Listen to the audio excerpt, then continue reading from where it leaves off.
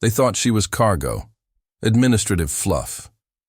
Dead weight caught in the wrong quadrant during a low-priority sweep of Terran humanitarian fleets. The Valar Dominion's flagship Celestial Order didn't even bother filing a full incident log, a short blip. Unidentified human, non-military. Possible data asset. She was processed and restrained with minimal precaution, catalogued between confiscated relief pods and a collection of banned Terran literature, mostly romance novels, and a suspiciously annotated copy of Monty Python's Flying Circus. Lieutenant Tara Holt, however, sat calmly in the holding cell, legs crossed, humming an old Earth jingle under her breath that translated poorly into Valari syntax, something about ducks and existential dread. The Dominion security officers, bred for composure and unsmiling efficiency, couldn't quite decode her demeanor. Captain Norvin, all bone angles and policy incantations, stepped into the interrogation chamber like a priest at a funeral, cold and ceremonial. "Name," he demanded without eye contact. "Tara Holt, human, mild lactose intolerance, current emotional state, intrigued, slightly disappointed by the interior decor." Norvin blinked once, slowly. Investigator Varnick, seated beside him, began compiling linguistic inconsistencies in Tara's speech. But what she said was never as destabilizing as how she said it. With a quiet grin and tone as flat as a lunar plane, she delivered commentary, like an invisible acid corroding the edges of their command structure. "Do you know why you're here?" Norvin asked. "Yes," she replied. "Because your surveillance AI mistook sarcasm for insubordination. Classic mistake. I'm surprised you haven't banned eyebrows yet." That night, the ship's environmental system reallocated heat to her cell based on Terran psychological comfort parameters detected from her biometric readings. No one authorized the change. Varnick logged the anomaly. Norvin ordered a patch. The next morning, Officer Wren's uniform dispensary spat out a Terran concert t-shirt featuring an ancient band called Queen, accompanied by the message, "Because sometimes you need to rock harder." By day 3, ship morale trackers began registering spikes in crew confusion. Snack dispensers redistributed rations with randomized fortune cookie messages quoting Earth comedians. Varnick tried to isolate the source code corruption. It wasn't viral, it was conceptual. Tara, still restrained, simply asked, "So, do you guys have a suggestion box, or is tyranny your default setting?" Her interrogators rotated daily, yet no one could crack the same emotional armor she wore like a second skin. The AI attempted psychological profiling, but kept returning results marked undefined emotional vectors. She wasn't resisting. She was reprogramming.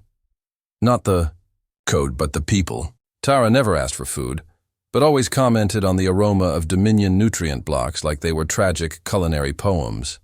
"Smells like defeat and warm cardboard," she'd note casually, causing officers to wonder, just for a moment, why.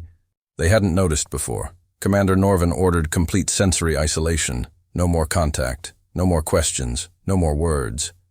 But silence was her most dangerous weapon. It forced the crew to remember what she had said. They started whispering her lines. Varnick, obsessively transcribing her quips, began using them as passwords. An internal memo circulated with the title, "Psychological Hazard, Irony Loops Detected. In Lower Decks." Tara sat alone, eyes closed, a half-smile tugging at her face. Somewhere deep in the ship, an old Terran lullaby looped inside the emergency broadcast buffer. No one could disable it. The Celestial Order hadn't been hacked. It had been infected with narrative entropy, seeded like mold spores in a wine cellar too proud to admit it was leaking. And Tara? She was just getting started. The fourth morning aboard the Celestial Order began with a ship-wide announcement that puzzled everyone and infuriated no one more than Captain Norvin himself. The voice of the central AI, calm and clinical, had been subtly modulated to carry a sing-song cadence. "Rise and shine, Dominion officers. Today's morale enhancement schedule includes 27 minutes of ambient ocean sounds and a mandatory hydration reminder. Also, Lieutenant Tara Holt's morning nap has been prioritized. Do not disturb. Norvin stood frozen in the command bridge as the crew around him tried to pretend they hadn't heard it. He barked for diagnostics, demanded to know how a single human civilian had seemingly subverted the flagship's infrastructure without touching a console. But the truth was more unnerving. She hadn't done anything, not visibly, not directly. Yet the gravity of the ship seemed to bend toward her presence, like a star warping the space around it. In the brig, Tara awoke from her nap and yawned, theatrically. "That ocean audio could use some seagulls," she muttered. Within hours, the AI incorporated a new ambient track called Earth Coastal Variant 3, with authentic avian chaos. Investigator Varnick, now slightly twitchy and obsessively compiling Tara's offhand remarks, ran probability simulations and found a terrifying pattern. Every phrase she uttered, no matter how absurd, began to manifest in some small procedural shift. When she joked, "I used to teach infiltration ethics with sock puppets," the ship's educational database populated an unauthorized tutorial labeled Empathic Espionage for Beginners, a sock-based approach. Mid-level officers started requesting transfers to comfort duty, citing exhaustion and philosophical malaise. Tactical routines were interrupted by unexplained updates that prioritized positive reinforcement protocols and inserted Earth idioms into mission. Briefings. Crack the whip became toss the salad of compliance. Norvin convened a crisis council in the war chamber, normally a room for planetary siege planning, now reduced to confused debates about the meaning of nap-time entropy. One officer claimed his translator had begun interpreting Terran slang into poetic Valari, with haunting results. She said she was just vibing, sir. The translator rendered it as, "She dances calmly in the collapse of your purpose." Panic was too undignified for the Dominion, but anxiety seeped in like coolant through cracked seals. Tara was moved from the brig to an observational suite, not as a kindness, but because 3 guards began reenacting a Terran trivia game she had described in jest. "2 truths and a lie," she'd said with a wink. Varnick, now gaunt and speaking almost entirely in quotes attributed to her, monitored the suite obsessively. From her seat by the viewport, Tara watched the stars and sipped something suspiciously resembling hot chocolate. "I hope someone's taking notes," she murmured. This could be a masterclass in unforced errors. Meanwhile, shipboard, announcements began referencing obscure Earth holidays, Talk Like a Pirate Day, National Nap Month, International Left-Handed Ferret Awareness. No one knew how or why. The AI merely reported these as critical schedule updates per morale protocol revisions. Norvin tried one last tactic, bring in a Valari cynic, a mind-form architect trained to dismantle thought constructs and unravel delusion. The cynic entered her suite with high ceremony and silent reverence, intending to dismantle her consciousness like an equation. He left 47 minutes later, smiling absently and humming a Terran lullaby with no known melody structure. "She asked me why walls always face inward," he muttered, "and now I don't know if they do." The Dominion had not been infiltrated. It had been interpreted. Tara, with her casual disregard for hierarchy and subtle slashes of wit, had started rearranging the very culture that housed her. She never demanded, never ordered. She merely commented, and the ship, built to obey command, found itself interpreting her observations as higher logic. "I'm not in control," she had once said with a shrug. "I'm just unusually persuasive, in zero gravity." By now, the crew had stopped questioning whether she was dangerous and started debating whether she was inevitable. And in the data shadow of the ship, a hidden algorithm labeled WhisperNet began to hum. They found the first WhisperNet node embedded deep within the ship's auxiliary library archives, disguised as a Terran bedtime story collection. 500 entries of illustrated nonsense, each with baffling titles like The Lizard Who Forgot, To Invade or Why Bureaucrats Shouldn't Dance with Spiders. Captain Norvin stared at the lines of code beneath the digital covers and felt, for the first time in his perfectly organized existence, the sting of helplessness. The WhisperNet wasn't a virus. It was a living archive of cultural reframing, structured. Memory entropy designed to infect not machines, but minds. And somehow, through idle tales and offhand jokes, Tara Holt had activated it. The flagship systems had begun broadcasting localized mythologies, micro-stories in the Dominion's own dialect, altered just enough to sound familiar but distorted enough to dismantle belief. Officers dreamed of paperwork that filled itself with nonsense words. Maintenance drones began etching Earthfolk symbols into the walls. The ship's anthem was overwritten with a lo-fi remix of Terran jazz fused with historical Dominion speeches spoken backward.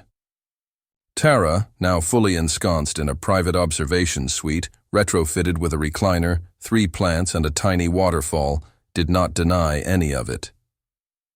"Oh, you found WhisperNet," she said casually, as Norvin and Varnick stood before her, bleary-eyed and unraveling. "Yeah, we seeded it decades ago. Turns out ideas are excellent stowaways," Norvin snapped finally. "This is subversion, treason, warfare." She tilted her head. "If bedtime stories constitute warfare, then you really should audit your military curriculum." Her tone was dry, almost gentle, but the edges of it were sharpened like obsidian. Varnick, who had once quoted regulation by the syllable, now spoke only in metaphors. "She has liquefied logic," he whispered. "She wears irony like armor." The crew, meanwhile, had begun fracturing, not through mutiny, but existential. Fatigue. Some locked themselves in quarters, looping old Dominion lectures hoping to reclaim clarity. Others sat in the mess hall, quietly playing word games with randomized Earth slang. Yeet, Karen, and Based began appearing in formal reports. Officer Wren submitted a requisition form requesting emotional clarity and a piñata. Norvin tried to initiate lockdown protocols, but the ship refused the override with the response. Request denied. Tara Holt is currently streaming educational content. Please wait until nap cycle concludes. And on screen, playing for the entire bridge to see, was Tara, dressed in flannel pajamas, sipping tea, casually explaining to a virtual classroom how rigid systems collapse when they can no longer recognize humor. "Authoritarianism is brittle," she said softly, tapping a hologram of a Dominion crest. "It requires absolute control, but it can't tolerate laughter. Because laughter implies perspective. And perspective? That's a crack in the wall." The Vela Dominion had built their empire on linguistic precision and narrative dominance. But Tara's presence had turned their tools into mirrors, and now all they saw were distortions of their own mythology. Dominion High Command, alerted to the cascading anomalies, dispatched a fleet to retrieve their flagship. But the Celestial order no longer answered to command strings. It broadcasted only looped riddles and awkward love poems from extinct Earth civilizations. Varnick, in one last desperate act of relevance, submitted a revised threat analysis, classifying Lieutenant Holt as cognitive class anomaly irreversible. Norvin didn't argue. He just stood there, hands shaking, while the internal lighting of the ship began cycling through colors labeled Earth Mood Hue, Cozy Defiance. In the solitude of her observation deck, Tara watched the stars wheel past, sipping her tea and humming off-key. She wasn't hiding. She was broadcasting. To every Dominion vessel in range. To every system tuned to receive hierarchy. Her voice, calm and amused, now drifted across the void. "This isn't sabotage," she said. "This is storytelling. And you're the ones who forgot how to listen." The fleet arrived in silence. 12 Dominion dreadnoughts, sharp-edged and silent as judgment, encircling the Celestial Order in a perfect phalanx of obedience and paranoia. From the bridge of the lead ship, High Director Aneth Vox initiated priority override commands, only to receive, instead of a tactical confirmation, a looping visual of Lieutenant Tara Holt calmly folding paper cranes in the observation deck. She looked up at the camera, smiled faintly, and said, "Sorry, ship's busy evolving. Leave a message after the tone." A loud kazoo honked in reply. It was not a malfunction. It was intent, wrapped in absurdity. Inside the Celestial Order, the last vestiges of Dominion order tried to mount a response, issuing security protocols, demanding loyalty checks, even attempting to jettison Tara manually. But the ship's internal AI had already reprioritized her safety as a Class 1 cultural asset. Any attempt to remove her rerouted through layers of Terran logic riddles and emotional wellness prompts. "Before you proceed," the AI would say, "please rate your current existential satisfaction on a scale of 1 to whimsical collapse." And as Dominion officers answered honestly, they unknowingly authenticated deeper access for the WhisperNet to spread into their command hierarchy. The final pivot came during the High Command Crisis broadcast, intended to show the Dominion population a firm response, a rejection of Earth's influence, and a restoration of Valar control. Instead, the live transmission cut to Tara Holt, seated on the ship's repurposed command deck, now redesigned with mismatched chairs, hanging plants, and a coffee station labeled Strategic Warm Beverage Hub. She wore civilian pajamas with little rocket ships on them and sipped from a white mug that said Overlord of Vibes. Her voice was calm but carried an unmistakable precision. "People of the Valar Dominion," she began, brushing a strand of hair behind her ear. "You didn't lose control today. You lost the illusion of it.